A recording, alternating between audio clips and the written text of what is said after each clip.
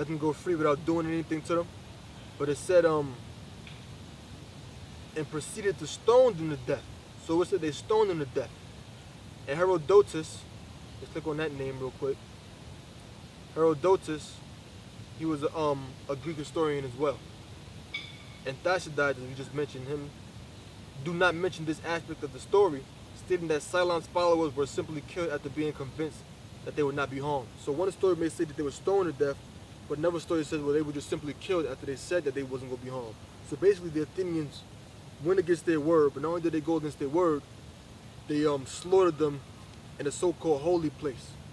A place where you would go in the temple, a place where you would go for refuge. And it was said that his co-conspirators were slain on the steps of the Eumenides. That goes back to the Erinyes or the Furies of ancient Greece, which were Greek deities of vengeance. Okay? Reading on, Megacles and his Genos, the Alcmeonidae. Now let's see what that is. We read that word before. Let's see what Alcmeonidae is. We read that in one of the other documents. It says the Alcmeonidae or Alcmenids or Alcmeonids were a powerful, noble family of ancient Athens. So the Alcmenids was a powerful, noble family of ancient Athens, a branch of the Nelids. Like I said, forgive us if we ain't pronouncing the word 100% correct. You know, stammering lips, right? Isn't that written? In another tongue, so I speak to his people, and we speaking in another tongue. It said, the Alcmeonidae or Alcmenids were a powerful, noble family in ancient Athens, a branch of the Nelids. If you click on Nelids, it was a patronymic name. A patronymic name, like a matronymic name. A matronymic name will be a name that someone got from their mother or from a female ancestor of their family, grandmother, whatever. A patronymic name would be a name someone got from their father, grandfather, or any male ancestor of their family. So the Alcmeonids or Alcmenidae, there was a powerful, noble family in ancient Greece, a branch of the Nelids, which that was a patronymic name, a name given to a person from their father's line. And it was said, and this word of Nelids goes back to Neleus, who was the son of Poseidon. So basically, the Alcmeonidae were human beings who claimed to be descendants from the gods. Because it said the Alcmeonids was a noble family, and it was a branch of the Nelids. Nelids was a name. Nelids was a patronymic name, a name you would receive from an ancestor. But that Nelids goes back to Neleus, the son of Poseidon. So basically, they were saying, "Oh, we're descendants of Poseidon," you know, damn dummies. A movie like that called Percy Jackson. It's out right now. Percy Jackson is supposed to be a quote-unquote demigod, lineage directly from Poseidon. See it? You know? Hey. But let me see, I'm gonna go back. Okay, I'm gonna go back, go back. It says, Megacles and his Genos. Genos, you know, family, race, family, kin, tribe, right? The Alcmeonidae were exiled from the city for violating the laws against killing suppliants. So they violated the laws. These Athenians, they violated the laws by killing these people who sought to not be harmed, who wanted mercy shown on them. So these Alcmeonidae, Megacles and his Genos, his kin, his family, and so forth, his followers, they was expelled from Athens. They were exiled. All right. Let's go back and continue reading. It says the Alcmeonidae were cursed with a miasma, stain or pollution, which was inherited by later generations, even after the Genos retook control of Athens.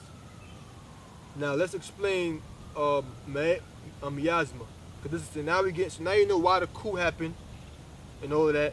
So now you gotta know what the plague was. Now this is I'm gonna click on miasma. This is Greek mythology. This is it says Wikipedia, miasma, Greek mythology. In Greek mythology, miasma is a contagious power that has an independent life of its own. Until purged, she is a contagious power that has an independent life of its own. And basically it was a curse. Until purged by the sacrificial death of the wrongdoer, society will be chronically infected with catastrophe. So basically, miasma was, it was a contagious power that had an independent life of its own, and the only way it could be purged was if there was a sacrificial death of the wrongdoer, and if that death didn't happen, society will continually be plagued with chronological catastrophes. Now, when you look into it, Megacles and his Genos and so forth, they were exiled from the city and they was killed. But we're gonna read on more about this plague, right?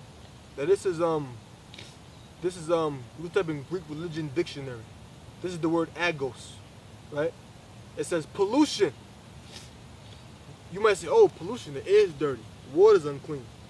It says agos, pollution, whereby a sinner, such as a murderer, falls from grace. See that? The sinner or criminal thereby becomes enages. Let me look that up real quick. Let's see what that says. Enages. See what that word is. Because it says plague, but you would think, oh yeah, the crops was dying. Now that goes into it. When you look deeper into it and look at different articles and so forth, you'll find it. You'll find things that speak about that. But it was mainly like a curse. I'm trying to see if I can find this definition of enages. You know? See if I can find this definition. Let me see if I said if it's enage or engage. See, it says right here. It says let me go back. Give me one moment. Right here it says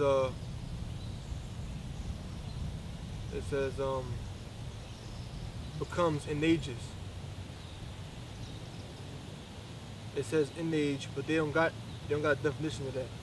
Can't find it there. All right. So check this in real quick. Yeah, low will and post production will come up, but we go back. So it says agos, pollution, whereby a sinner, such as a murderer, falls from grace. The sinner or criminal thereby becomes enages, tainted or afflicted with negative taboo. So that's what enages means. It means to be tainted or afflicted with a negative taboo. Let's see what taboo means.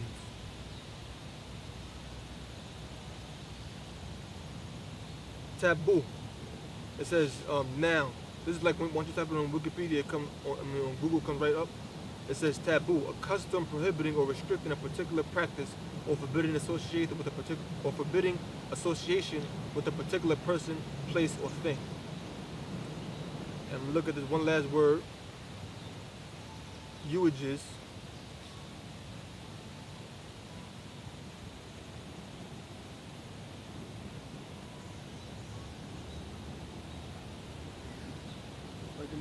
Like an example of enages be like how you say incest, or like a family member, one that's taboo by the society. Exactly. Not only is it taboo, it's a negative taboo.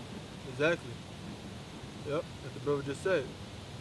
But anyway, when you read it, it says the sinner or criminal thereby becomes enages, tainted or afflicted with the negative taboo. That's the inverse of eulogies. Okay?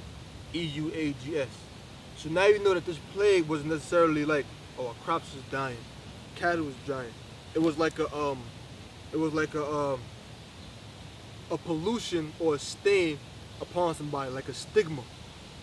Okay, that's why I said the Al community had a miasma upon them, a stain or pollution. And we just read the Greek word for pollution in the Greek religion dictionary. Now, but not only that, even though they banished them, and some of them was even killed, you gotta remember this. When you look more into it, well, when you look at it, the reason why the Athenians was offering them sacrifices is because they believed that them and their future generations was going to take part in those curses as well. Okay? They thought that they was going to take part in those curses as well. Now, in fact, this is the screen smaller. This is from a book, right? It says Love of Glory and the Common Good. Let me put it real quick. Love and Glory, Love of Glory and the Common Good, Aspects of the Political Thought of Thucydides by Michael Palmer. Basically, when you type in certain words on Google, it'll give references to different books and so forth. And everything will be highlighted as you typed in. This is page 85. I'm just gonna go right to the point. It says, the Delphic Oracle encourages, as you know what the Delphic Oracle is, the Delphic Oracle encourages a tyranny, and the Athenians are cursed as a result of the action taken to punish supporters of the aspiring tyrant. So basically, the Athenians was believed to have been cursed for what they did to the co-conspirators of Cylon, who attempted to stage a coup against the Athenians and who sought refuge in the Acropolis and the Temple of Athena for safety. But yet and still the Athenians slaughtered them after they said they was going to give them amnesty, give them freedom, or said that they wasn't going to take any offense to what it was that they did. And they slaughtered them anyway. So even though Megacles, who was an Athenian, Megacles, who was an Athenian, all right, an archon, right, him and his Genos, they was exiled, but they still believed that curses would come upon them and upon their children for future generations. So that's why they got Epimenides, because the Delphic Oracle told them to. Go to the next page. All right. Read that's the name of the website. Read that right there.